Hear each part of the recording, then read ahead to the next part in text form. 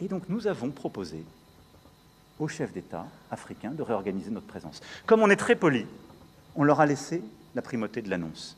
Mais vous ne vous trompez pas, c'est nous qui l'avons... Et parfois, il a fallu pousser. Mais pas parce qu'on est poli, correct et qu'on se réorganise nous-mêmes, qu'il faudrait que ce soit retourné contre nous en disant « ils sont chassés d'Afrique ». Je peux vous dire que dans bien de ces pays, on ne voulait pas enlever l'armée française ou même la réorganiser. Monsieur Ousmane Sonko est venu dans un post sur sa page officielle en disant ceci. Le président Emmanuel Macron a affirmé aujourd'hui que le départ annoncé des bases militaires françaises aurait été négocié entre les pays africains qui l'ont décrété et la France. Il poursuit en estimant que c'est par simple commodité et par politesse que la France a consenti la primeur de l'annoncer à ces pays africains.